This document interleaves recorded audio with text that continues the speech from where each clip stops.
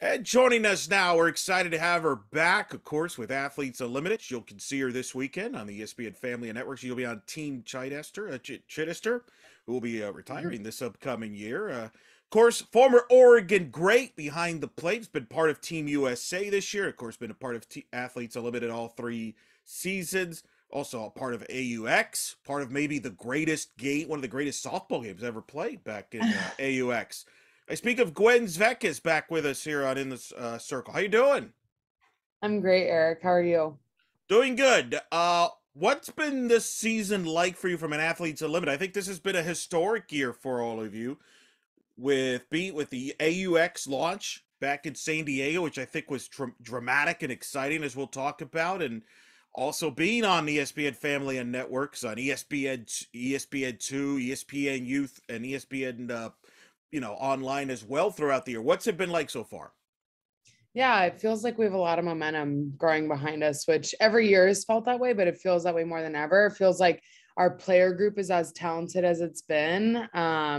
We're like in the draft rooms and we're like in the eighth or ninth round, and there are still all Americans on the board. And we're like, oh my gosh, you have to get blah, blah, blah. And then next round feels the same way. So feels like an extremely talented group. The rookies have been awesome. The year has been awesome. AUX was really intense, really fast paced, really hard on the body, but really fun. And being on ESPN is like all of our dreams come true, right? And it feels like there's just a ton of momentum behind us right now. So it's exciting to be a part of. There's more eyeballs than ever before on the product. I mean, the numbers have been good. Was good for Yeah. AUX after the World Series. I'm sure that was a strategic there to follow that. But the Yep. people have still been tuning in as well throughout this season, the regular season. Have you sensed that as a group that there are more eyeballs now on the product, not just with softball, but lacrosse is on as well as well? Yeah, absolutely. I mean, now we're at four sports: basketball, volleyball, lacrosse, and us. And it feels like we just keep growing and growing and growing. And it doesn't feel like there's anything that's going to put a speed bump in our way anytime soon, knock on wood. So ESPN has been the greatest addition, I think. And knowing, like, seeing lacrosse all over ESPN, seeing us all over ESPN, we're getting a lot of messages of like people just popping up at bars, and our games are on TV, which is something that the pro sphere has never experienced. So to be a part of that and to know that we're getting fresh eyeballs on our game, and we know how addictive our game is. I mean, you know as well as I know how great softball is. So it's so exciting to know that we're all over the place, and we're just going to continue growing. You work behind the scenes too. I feel you could explain to the audience what you do because your role goes beyond on the field. You kind of also kind of get work with the players and everything. Just kind of describe for those that may not be aware what you do uh, Yeah. other than playing. Yeah, so I am the manager of player care and coordination at Athletes Unlimited. So I like to describe myself as like an operational manager meets kind of like a I'm spacing on it, HR department just for our athletes. So I onboard all athletes. I'm in charge of getting all their flights booked, hotels booked, all of their accommodations in season. Really, anything that goes to the athletes or goes through them goes through me at some point for some eyes or opinions. So I'm in charge of our athletes plus programming and making sure our athletes feel supported on and off the field or court. So it's a really fun job. It's a lot. Now that we have so many sports, it's like we're always going, there's no off season. So but it's been a real honor to get to work on the back end of pro sports, which was my dream for a really long time. What's the biggest thing you've learned since out from having all the hats that you do? Wow, that's a really great question. I think I think the biggest thing that I've learned is that no challenge is unconquerable. Like there's always a solution. You just have to keep looking or really tap your creative brain to find it. And I think that that's something that's been really unique is like there are times where you hit a roadblock and you're like, I don't know how I'm going to get this done. And then all of a sudden at some point it gets done. So that's been a huge learning for me. Let's talk about obviously, you mentioned I think the production too has been pretty impressive. I mean, obviously they've done lots of video graphics, showing players coming back from commercial or going into commercial, the draft. the growth. Just speak to the growth, because I mean, I feel like it was only yesterday, when this all started and it was all new. And I remember I was talking to you about it, and you were excited about it and the potential, but you didn't really know what to expect. Just talk about the growth here in the 3 seasons. Yeah, I feel like we went from trying to prove ourselves in the first year to the second year we felt proved, and now we feel like we are the premier pro opportunity for the majority of people who play softball. There are other areas you can go and maybe make more money in Japan or whatever it may be, but people are starting to dream about playing in Athletes Unlimited. Like we hear some of the rookies that are like, this was my goal. Like, I can't believe I actually got drafted. I can't believe I'm actually here. Like we see little girls say like, this is my dream one day and I can't wait. And that felt like so far off in the future to achieve. I mean, I remember when I was a kid, like pro softball was not something I had eyes on. When I was in college, I had really didn't have a ton of interest in playing pro because it was so just not in front of your face, like out of sight, out of mind kind of thing. So the growth has been huge. I mean, even if you look at something like our uniforms from year one were stock Nike, whatever we could get, and now we have a big Nike partnership where we're being treated like college athletes in a lot of ways, and we're getting the Nike custom fit and everything is there's just been so much growth in 3 years that I think a lot of people wouldn't have anticipated, and is a huge testament to what we've achieved and what we'll continue to achieve as we continue to get super high end talent in the door. Has there been anything of the 3 seasons that has surprised you? That either something that maybe you're like, we're maybe ahead of schedule on this, or I didn't expect that to go as well as it did. Yeah, I think AUX is that. I mean, AUX was something that we were like, we're going to test these waters. We're going to see how into. I mean, we 4 games in a series is intense for people who have been out of college for a while. Probably haven't played. We probably had people that hadn't played double headers in a decade, probably. So, I think that was something that we were all a little bit like, we're going to see how it goes. And it was great. I mean, we even had a couple injuries and we had people playing out of position. I played left field for a game, but it was awesome. It was so much fun. Like I said, it was super intense, but I think the overall sentiment from the players was that it was enjoyable. San Diego was amazing. SCSU was a great host. And yeah, having our intro to ESPN be so successful right after the World Series was just fantastic. With a dramatic finish. Maybe the best, Yeah. greatest game ever played on either AUX or Athletes Unlimited. The championship came down to the last game, came down to the last inning, went extra innings. You decided to make sure that game went extra innings with your dramatics of home run. Have you ever been a part of a dramatic game? Because that was dramatic. I mean, I remember watching it. People Oh, got into it.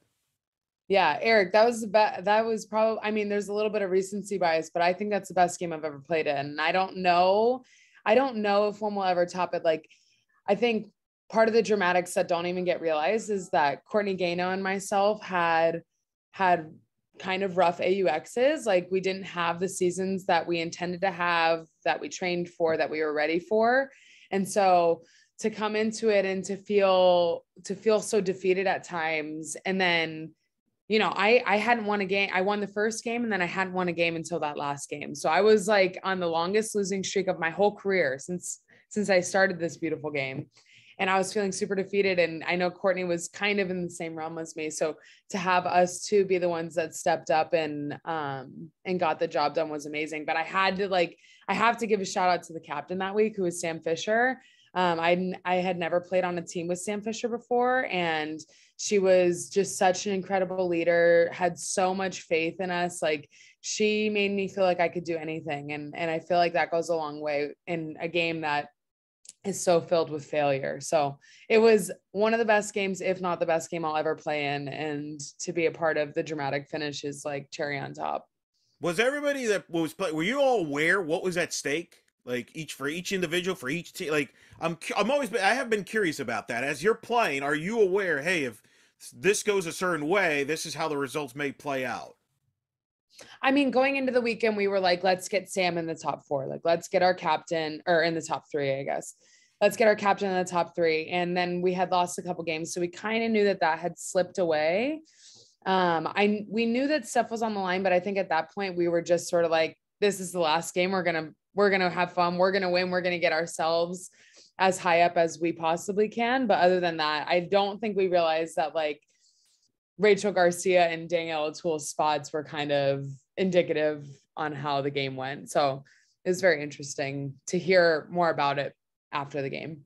Yeah, Danielle too ended up winning it. Hopefully, some people could like thanked you for your contributions to that. How they all finished. I hope.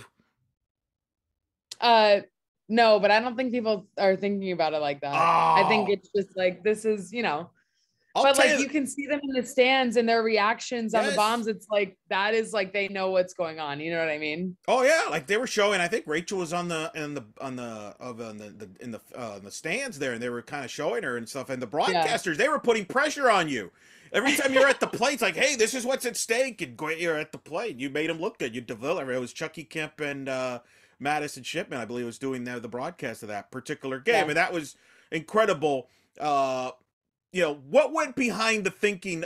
Take me through that process of when, as far as, hey, let's do an AUX, let's do it, but not let's do it somewhere else, not in Rosemont. Let's do something a little different, and Mhm. let's try maybe do something. I would assume part of the thinking was, hey, let's take advantage of that momentum that comes from the College World Series and the great TV numbers and the interaction with the fans on social media. I'm sure that was part of the thinking Yeah. process, correct? Yeah, absolutely. I mean, we had talked about expansion after year one, and then again after year two, and wrestling around like do we create a traditional league? Do we create a second version of AU Championship Series? Do we do AUX, which they had been describing as like the way that tennis kind of does things, where you pop up in a city and you own it there for a little bit and then you move out. So um, when we were wrestling all that around, we kind of netted out on AUX makes the most sense for our brand and what AU has developed so far.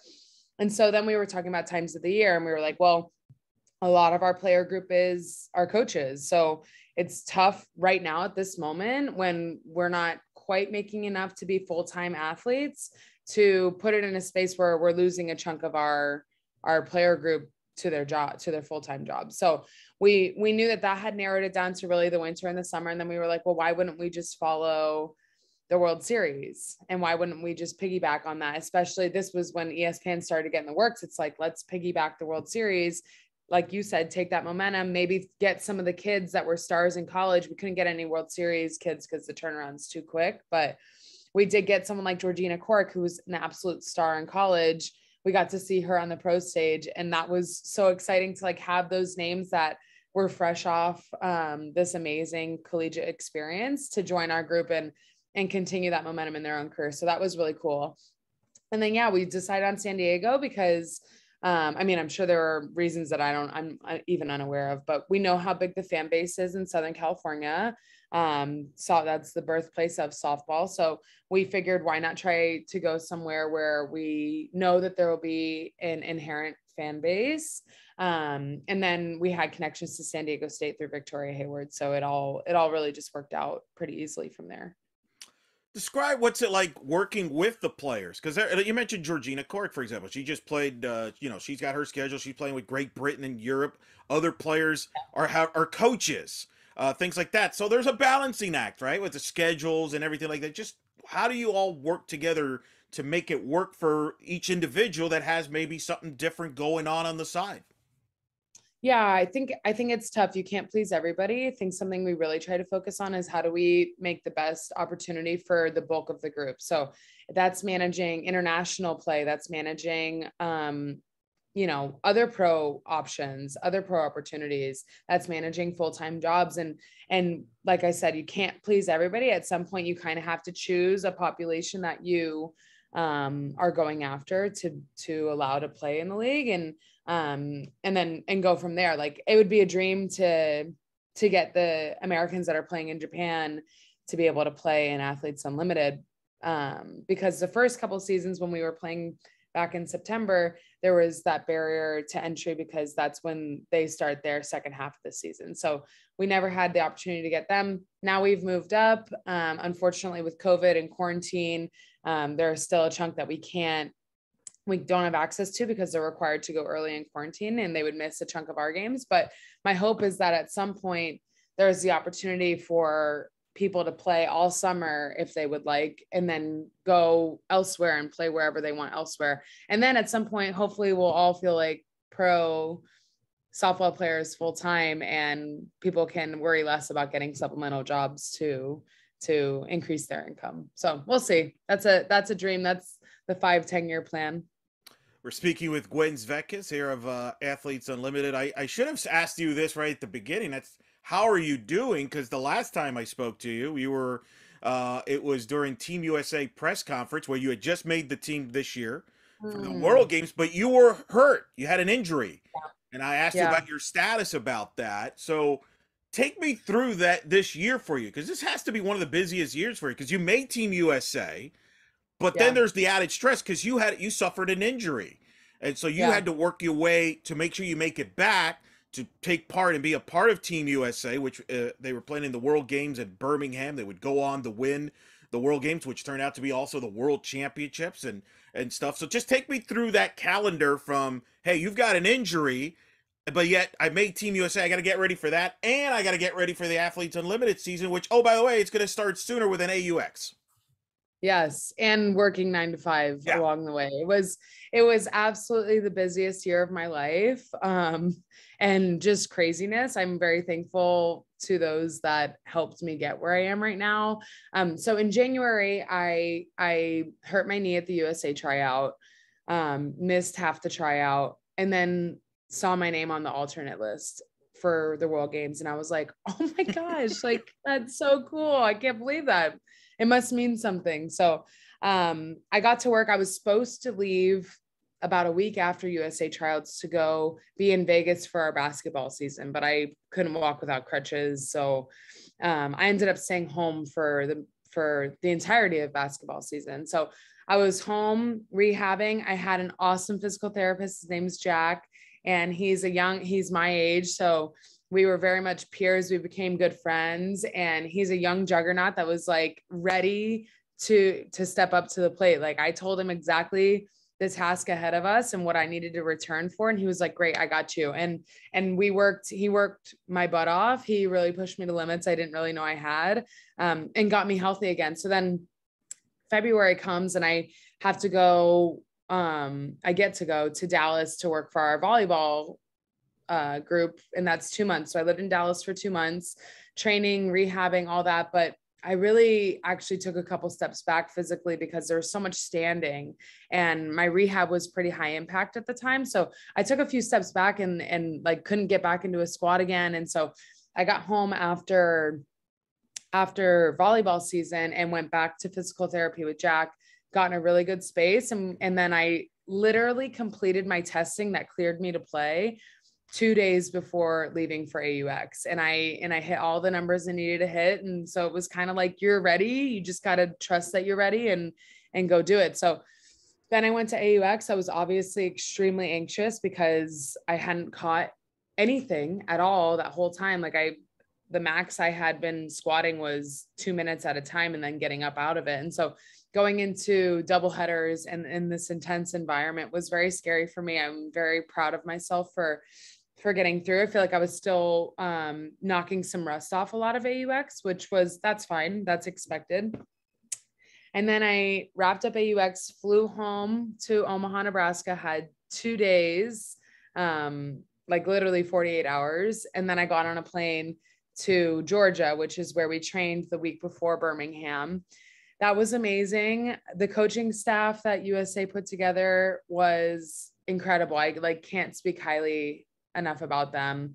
I got to, in that training week, Coach Colitis, who I played for at Oregon, and Coach Stewart, who Taylor played with for a lot of years in the pro league, were there. And I got to spend some time with Coach K, and I got to know Coach Stu, which was awesome. And then the staff that they put together for the World Games, which was obviously Heather Tarr, Cindy Ball, Tim Walton, and Tony Baldwin. Tony Baldwin. Yeah. Tony Baldwin. I was like thinking, I could think of Baldwin, but I was stuck on thinking of Tony. And Tony Baldwin, they were awesome. And I got to watch these incredibly high coaches geek out on the things that they love most. Like I didn't know that Coach Walton was such a defensive geek, and I loved it. Like everything he says, I want to listen to. I want to hear everything he has to say about defense and about our sport. Same with Coach Baldwin. He's like a hitting guru. And he said something to me that like unlocked my thought process on something. I'm not there yet. I haven't mastered what he was talking about, but he talked to me about something hitting wise. And I'm like, oh my gosh, that makes so much sense. I've never thought about hitting that way. And then just watching these passionate coaches work with these high level athletes, it was just really like watching beautiful art come together, honestly. And then getting to catch Monica a lot. Taylor and Monica are really good friends, and they've always had a great battery relationship. So getting to know her a little bit was awesome. Getting to rekindle with some friends, getting to make new friends. And USA was by far my favorite USA experience I've ever had, which is amazing. Then I got home and I had 3 days until we left for Chicago. So, and mind you, this whole time I'm still working my 9 to 5, which was really, really crazy. And I'm thankful for my boss for giving me some grace and helping me and letting me do that. But it was really, really nuts. And now I'm here. So it's been the craziest year of my life, to say the least. And I'm thankful for all the opportunities. That's pretty good. That's a year you won't forget. And you mentioned you caught Monica Abbott. Last year you caught Cat Osterman, which, by the way, for our video audience, I'm Yeah. going to show off our Cat Osterman gear. A shout out to Yes. Cat. That's not a bad thing to have on your resume now, that you can look back and say, hey, I've caught Cat Osterman and Monica Abbott in back-to-back years. That's not bad. Yeah. Yeah, absolutely. And they're both such elite professionals. So to get to see the way each of them works, they're also extremely different. So to be able to understand them a little bit more and spend some time with them was really special. Going back to last year, I want to ask you about, because that was a big story that kind of developed during Athletes Unlimited, is that Cat would draft you number one. That was very much 2 a years big ago. 2 years ago. I'm losing my years. Yeah. I'm getting old. Crazy. Is it really gone that fast? Yeah. But she would draft you a lot and first and spoke very highly of you, how important it was to have you as her catcher. I'm Mhm. curious, how much did that give you confidence and maybe help you make Team Yeah. USA? You were a great player beforehand, so it's not like you were a great player beforehand, but still, to have somebody of Cat Osterman's stature to say, hey, I need her to be successful, that has to give you even more confidence and maybe raise your game to a different level that maybe you'd even think you could reach. Yeah, I do. It did give me a ton of confidence. I think that year was one of the transitional points of my career where I I have been a great player and I'm finally establishing myself in the pro world. This is 2 years ago, of course, so even a lot's happened since then. But I think that year I realized like I am as good as I believe I am. Like I am great at this thing. I'm great at catching this ball. I'm great at backing a pitcher up and knowing what they need. And so I think what it gave me was like validation more than it gave me confidence. Like I've always had the confidence, but I think it gave me validation. Like, yes, you are great at this. You are masterful.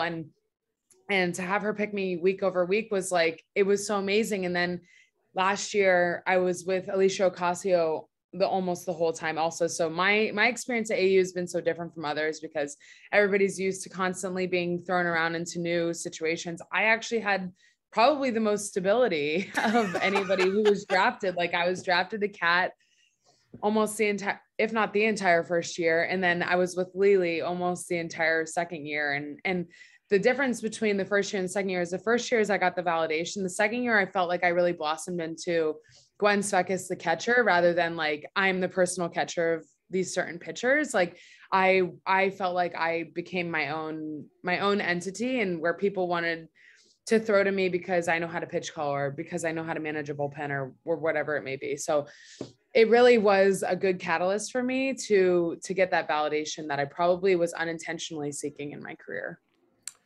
Couple things to add to your year this year. What was it like to see your old coach Mike White make the national championship series there with Texas, lead him on that incredible run throughout the NCAA tournament on the road, winning at Washington, Yeah. ironically enough, in the regionals and then beating Arkansas and then getting all the way to the national championship. What was that like for you?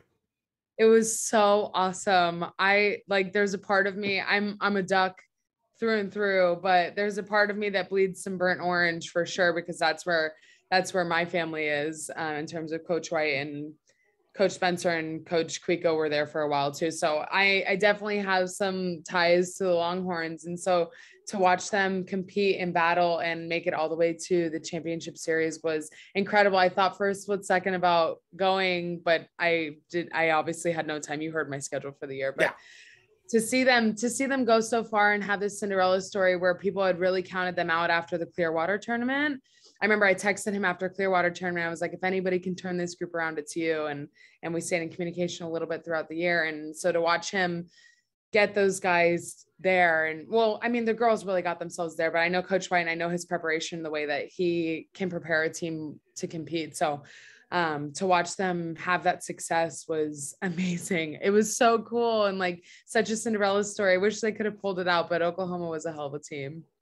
Yeah, but a heck of a run for him. And he always kept bringing up the Oregon teams, too, even through the press conferences, too, on the run. So I feel like you all were a part of that run, even though, like you said, you're a Duck. But I feel like you were all part of that Mike White run. All right, couple more minutes. I have to bring this up before we let you go. And you're busy, so I really appreciate you taking the time because you're super busy. But you're a Dolphin fan like I am. You grew up in Navy, Florida. Your dad is a diehard Dolphin fan, although he keeps it. He goes really real. Does not sugarcoat things. Him and I have clashed on social media because he's not the biggest of Tua fans, whereas Sure. I'm more given a chance. Where do you fall under this as you go into this season? Are you optimistic on Tua? Or are you skeptical on him like your dad is?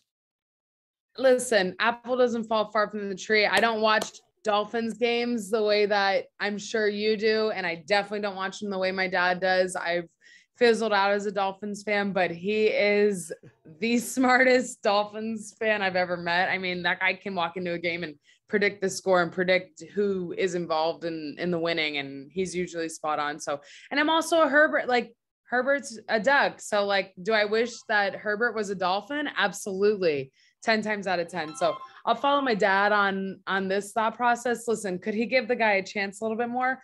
Probably. But do I think that Tua is going to lead the Dolphins to the promised land? I don't think so. But right. I don't watch them like you guys do. So nobody come at me about this. Well, that's because you're a sane person, unlike me and your dad. Can you at least admit that part of your dad's, because I think you just acknowledged it on your behalf.